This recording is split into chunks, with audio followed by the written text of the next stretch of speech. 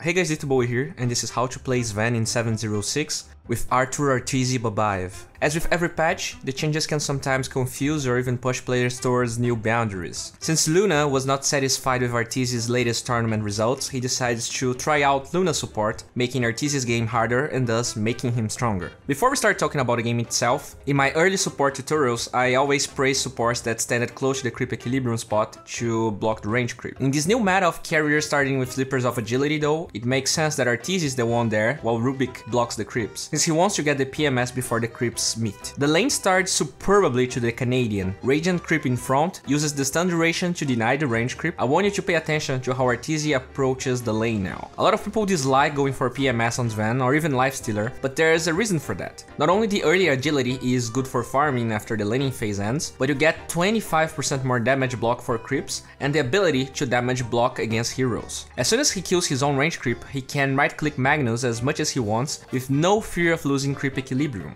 Magnus is a very tanky hero, but Arteezy has the numbers advantage with Luna there. Since he is Canadian, he makes sure to tank Luna for showing up with a thoughtful well played. But there's more to PMS and I will address that a little bit later into the video. I also want you to note how Arteezy makes sure to prolong the range creep life as much as possible. With the lane being easier for the offlane, he wants it to push towards his side as much as possible. The range creep is the best creep at doing it, and he only slays him after Magnus shows up to deny. I have to give it to Luna though. She might be stretching the meta too much here, but her play is actually pretty decent. She brings the creeps to deny the range creep for Arteezy to obtain position advantage once again, or maybe she's just out of her mind, I don't know. The only problem is that the pesky range creep wants to party, but not with Arteezy, and he is forced to stay around.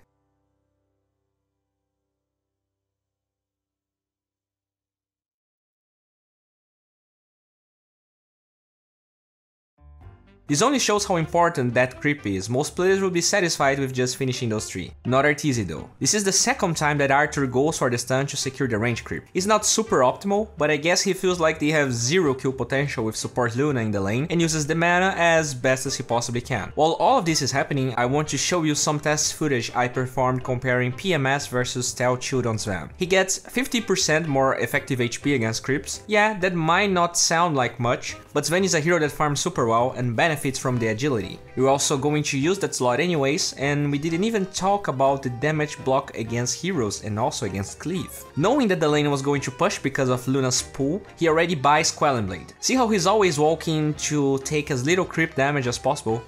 Something I want to point out here, and that feels like witchcraft, is how Arteezy gets every last hit. If you pay attention, he always cleaves a creep in a way that will hit the one being focused by the tower. I really don't know the math behind it, or if there's more finesse to the technique than it meets my eye, but basically I tested the same pattern of last hitting, always cleaving the focus creep once.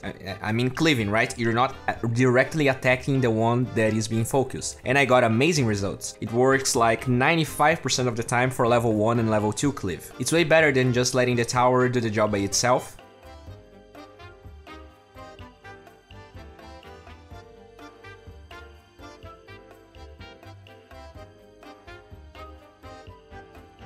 As the lane pushes again, we can see how PMS works its magic. Magnus is a hero that gets empowering lane, and if you don't know, damage block works against cleave. You can see that Arthur's cleave damage is getting blocked by Magnus' PMS, and that's the same when Magnus attacks. One thing that was super common back then, with heroes like Luna and Sven, is the ability to stack the large camp to farm it later, or even to equalize creep equilibrium. Arteezy already starts prepping the field for farming. One interesting approach that Arteezy goes for against the Magnus is getting more tangles and the raindrops, instead of, let's say, finishing Morbid Mask and abandoning the lane because he's getting harassed or getting treads. A lot of people feel like the Morbid Mask region would help you as a Sven, but you have to remember that if you're actively right-clicking the creep wave, not only you're giving way more free experience to Magnus because the lane will push way harder than if you just got the last hit, you're also cleaving the lane, meaning you won't get a lot of less hits to regen your HP, you know? The creep wave will die faster when you're always attacking. Also, Arteezy could end up in those situations where he needs 150 gold for finishing the item, but he has like 20% HP. At that stage, he can't really junk jungle because he will lose HP since he's too weak yet. If he stays in the lane, he might die, so respecting Magnus' harass and making full use of the lane is the choice he goes for. I feel like a lot of Svens fall into the trap that you can farm the jungle super fast at, let's say, level 6 or 7 with Naked, Morbid Mask, Stealth, Shield, no threads, and that's a fallacy. You're also missing on a lot of experience in the lane, especially now that you get more experience through denies, and that the creeps spawn every time, meaning that stacking the large camp and farming it with a pull or with God Strength, we will get there, is an easy way to get maximum lane value. He goes for another stack at the 5-minute mark, but one thing really got me interested here. He doesn't care about making a stack for the 6-minute mark. Well, this is the Catapult wave, and the experience she provides is close to a range creep. There's also one range creep he wants to deny, and if you add up that experience, it's pretty close to what he would get with another stack. Let's not forget that as stacks grow bigger, it's harder to pull it off, and also to farm it at level 6. So you don't want Magnus to see like a 4 stack, because then maybe the entire enemy team can get there. I'm also a big fan of him going for threads, shoving the lane and farming the stack right away. People really underestimate how good of an item threads is. I'm looking at you, anti-mages that rush Battle Fury with no boots. I'm kinda curious that he only casts Warcry after leaving the camp. I understand that he wants to go from camp to camp faster, but I feel like he could have done it sooner and get the same results while taking less damage. But anyways, as the lane pushes towards Arteezy, see how he leaves the creeps and goes to the lane? When Sven's, Luna's, anti-mage start going for these jungle rotations, sometimes they lose themselves in the jungle.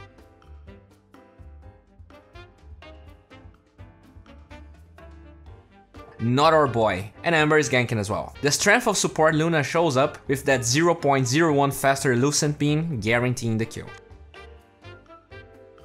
Two things I want to mention. First, he's using his ult very liberally. This alone justifies the raindrops because the mana regen will be able to sustain through that. Also, obviously, thread switching before casting your spells. Look how fluid this boy moves. He leaves the lane at point 37, which gives him time, with God Strength, to not only farm that large camp, stack the medium camp he passes by while also farming the other camp he stacked first. Since you get less damage from Strength now, I love how he is actually using edge threads to farm if he is not grinding a big stack like he did with the first one. Before all these changes and even threads giving 10 stats, I remember that I tested which one was better, using God Strength with agility threads or strength threads. The second option was way superior. Testing it now, hitting just one target, it feels like at level 6, it's almost the same thing. If he's using it on agility though, he must have his reasons for it. This time, since there are no stacks, he doesn't ult, but uses Stormbolt to lose less HP when farming the pink chickens. As he goes back to the lane, the support Luna is getting some levels and dying. X greets her because she forced one of the greatest ultimates from the Radiant side, sparing him or any core of such tragedy. Since RUBICK was there too, he ults because they have kill potential. Now, what's great about all of this is what Babaev does after cleaning Magnus and the wave. He uses that ult timing to TP to the stack his team made for him. That's something you will rarely see someone doing and just skyrockets his farm. As he goes back to the lane, see how he makes stacks that he won't farm instantly, but are there to be made.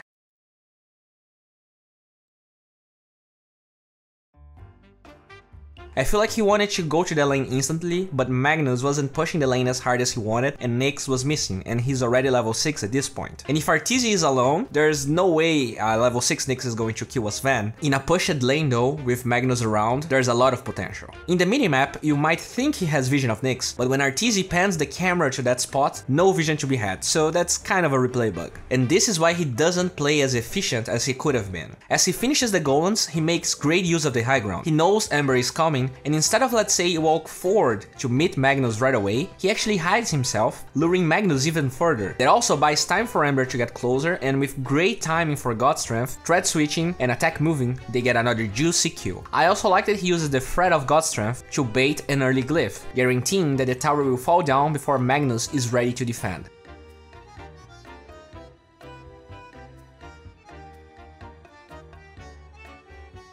It was close. We see him again focusing to stack that large camp, and most of the time it felt like he was late, but he always managed to pull it off, so get that timing right. Farming is not everything though. Arteezy tries to help her beloved Luna support, and with a lot of hassle, they end up getting the kill.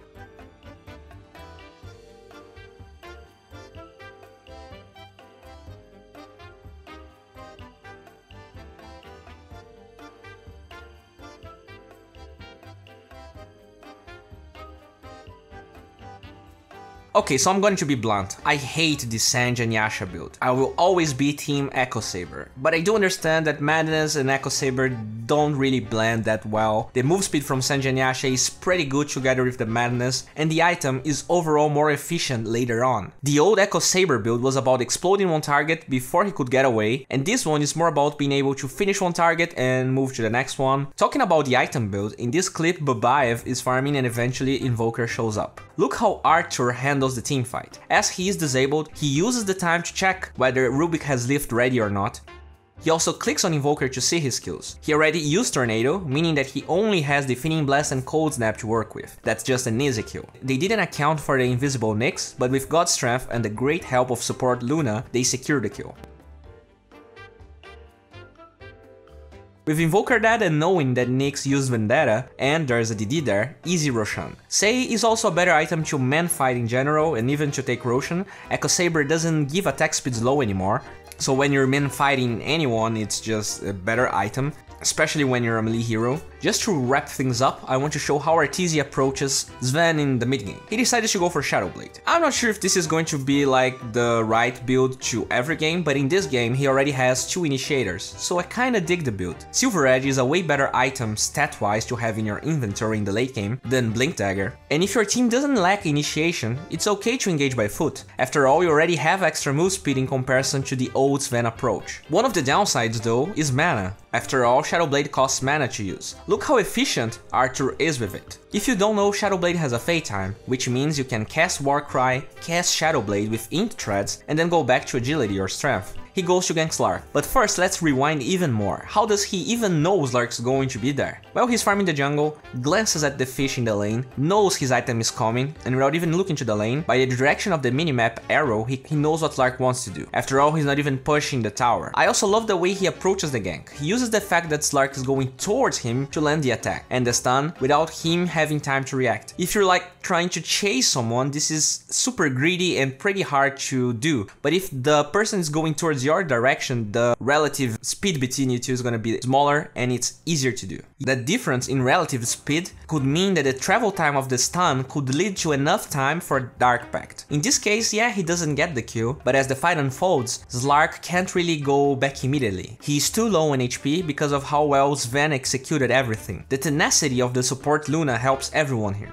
It doesn't end here though. Arthur TPs to gank Invoker, but look how he TPs. Most players would either want to push the tier 2, which would be fine, or they would TP in the middle of the lane, giving the chance for anyone on Radiant to see that with the creeps or even a ward. And then Invoker would be more wary. Arthur goes even further, he TPs from behind that tree, which means that even if they have that famous cliff ward, Invoker doesn't know about this. Talking about mana again, Int Threads before TPing, Int Threads before Warcry and Shadow Blade while also going back for Strength Threads. Invoker isn't as slippery as a Slark, so he can be greedy with the attack, and I mean Invoker is not moving, and he easily gets the kill. Finally, I just want to mention, guys, don't use Madness before going for the gank. You want to make sure you can land the stun, so if you find someone too fast, you won't be able to do it. And if you have the item on cooldown, maybe you won't have the extra attack speed to get a clean kill and just get out. Well, this wraps up for today. If you enjoyed this video, please guys, give it a thumbs up. If you want to see the extended version of this video, please check the link in the description. Pugina is a platform where you can learn from people like Chessie, Fog, Monib, and get better at the game. They have now great content on the new patch, and if you want to raise your MMR, it's a great time. Just figure out the patch faster than others and get those easy wins. If winning MMR is not enough for you, you should definitely check our new partner, Lootcase. There you can win and find beautiful cosmetics and go from 0 to hero. They also give you a bonus on every deposit you make, and if you use my referral link, you're gonna get an even bigger one, so check that out.